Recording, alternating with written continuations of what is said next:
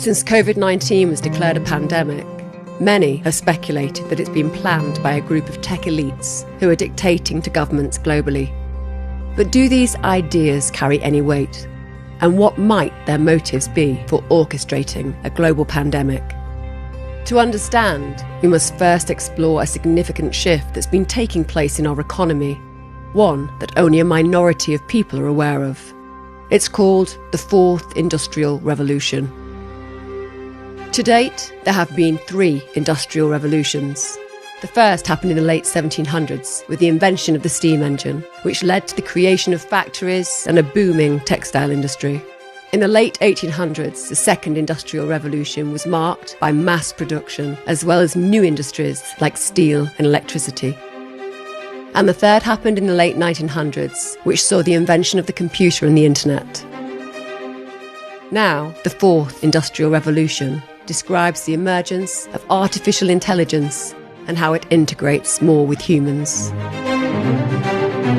Artificial intelligence, or AI, can already be seen in our daily lives, from how we check out at the supermarket to how we check in for a flight.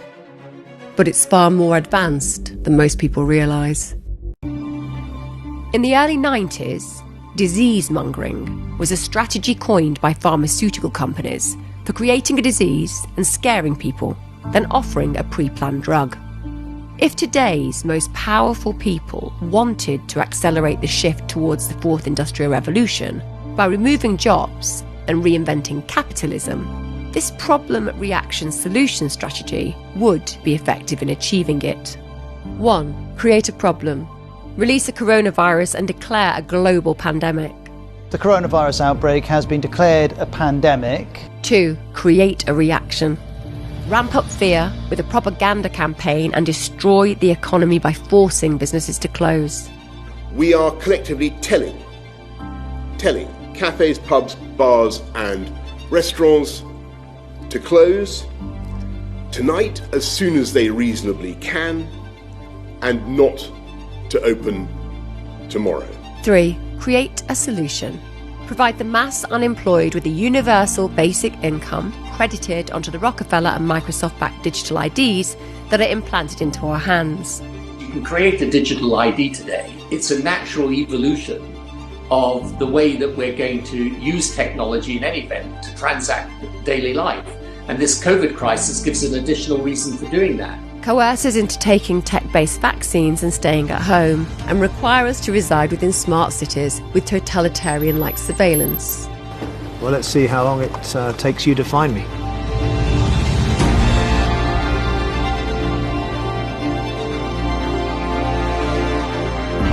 Right behind me, you can see just over my left shoulder there. Hello, guys. I've been expecting you. In return for giving us the universal basic income, are these the conditions they will require?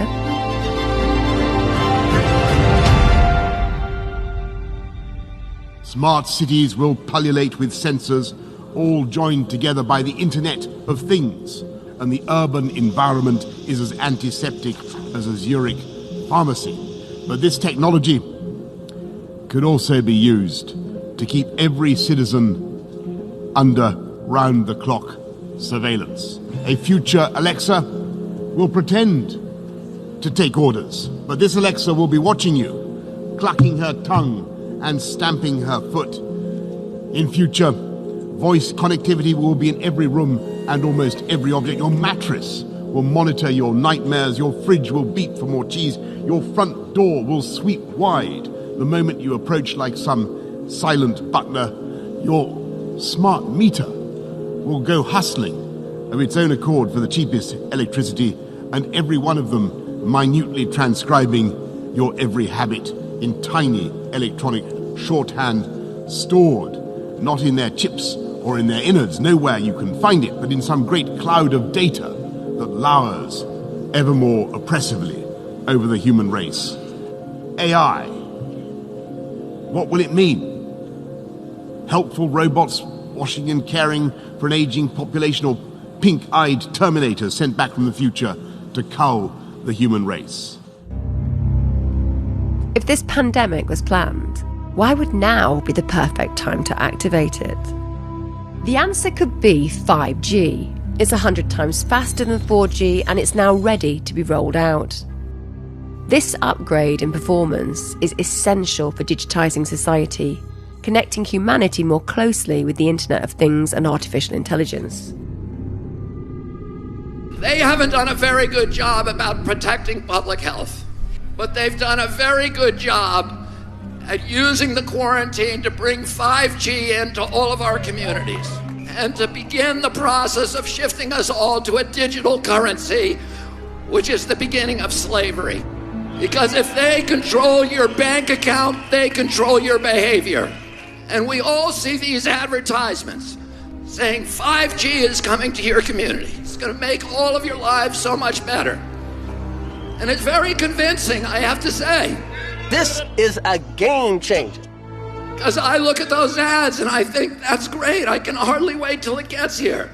Because I'm going to be able to download a video game in 6 seconds instead of 16 seconds. And is that why they're spending $5 trillion on 5G? No. The reason is for surveillance and data harvesting. It's not for you and me, it's for Bill Gates, it's for Zuckerberg, and it's for Bezos and all of the other billionaires. Bill Gates says that his satellite fleet will be able to look at every square inch of the planet 24 hours a day. But that's only the beginning. He also will be able to follow you on all of your smart devices through biometric facial recognition, through your GPS. You think that Alexa is working for you. She isn't working for you. She's working for Bill Gates, spying on you.